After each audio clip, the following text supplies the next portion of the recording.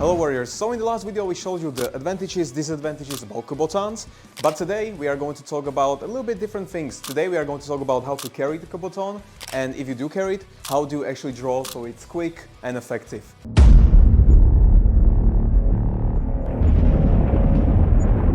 If you decided to go for a tactical pen, which is ideal, you are going to have a clip on it. Useful thing on the tactical pen, because if you are going to put it somewhere in the pocket, it's going to stay in the same spot. It doesn't matter if you are sitting, standing up, moving around, it's not going to move. It's going to be always in the exact same spot. So if you decide to draw, it's always going to be there, and that's how you're going to train later.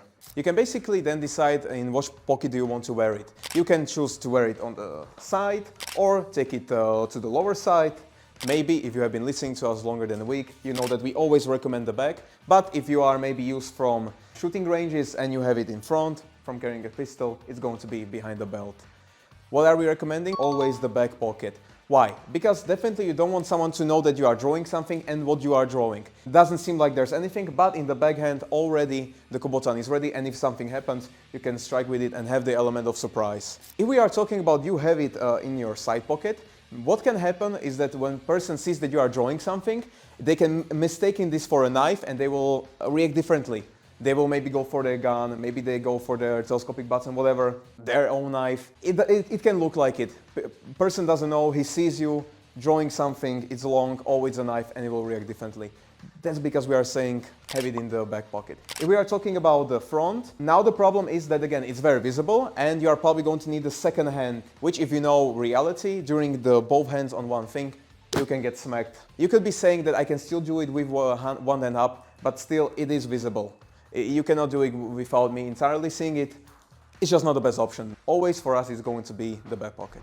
That was the clip, but you can have the classical kubotan, which means that it's going to have the circle in the end, which basically means that when you are going to put it in the pocket, only that is visible. But if you are going to start moving around, sitting, all the things that you are doing in your everyday activities, it's going to fall down a little bit into the pocket. So it's not going to be always in the exact same spot. But the difference is in the size. This kubotan is going to be shorter than the technical pen, which definitely means if you have it in your pocket, even though it has fallen down a little bit, if you reach for it, there's a big chance you will reach for it right away, having it ready.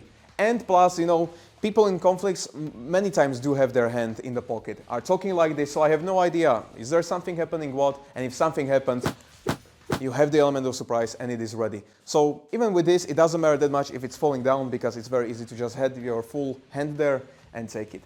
Even in the back pocket, it goes the same. No one's saying that it cannot have a little bit of trouble while taking it out, but with a little bit of training, it's only going to get better. Because the classical one does have the circle in the end, that means that you can actually put it on your keychain, okay? So when you have it there, it's basically good because you cannot see that if you have multiple things there, that there's a weapon.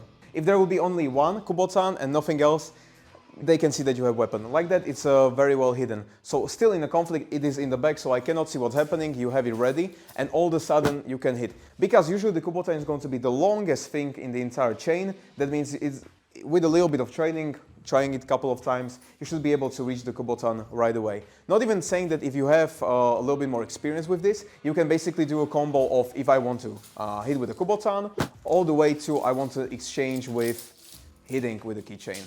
There's one small difference. When it comes to kubotan, it's very hard to grab and take it away from you. Here we could be talking, because you can see there's no good, but here we could be talking about eye catch, and now we are fighting for it. Of course, depending on how much training you have. If you know how to do it, better. If not, rather stick with only the kubotan hitting. Let's talk about the actual draw, because even this will matter. If we are talking before about the tactical pen and you have a clip, based on how you draw is basically how you are going to probably attack. So we are talking, you have it on clip, automatically it will make you go for it like this, which means if you draw, your attack is going to be something like a step in front, because you are drawing it like this. Of course, you could be speaking about, I will first take it out, then move it around and now attack. But it is adding the one more step, which costs more time, and who is saying that it cannot just fall because of the stress, because of he's already hitting me, and if it falls, I do not have my weapon anymore. When it comes to you having it in your pocket and you reach for it and you want to attack with it, there's a big difference between you go into the pocket and you charge yourself and then strike, because it will give me more time to react, to go for the hand, or as opposed to you are grabbing it, putting it under your armpit because we are still talking.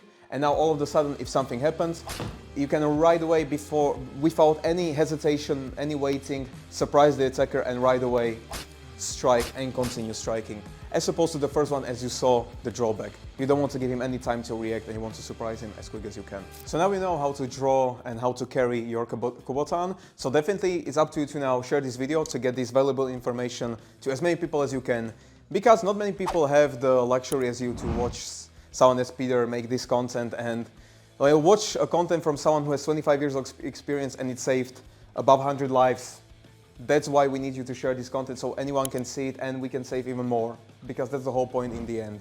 Leave us a comment, what is the best carry for you? Is it the front pocket, back, why? Let us know. And definitely subscribe to see even more videos like this because there's plenty of more coming. Thank you for watching and we'll see you in the next video. Bye.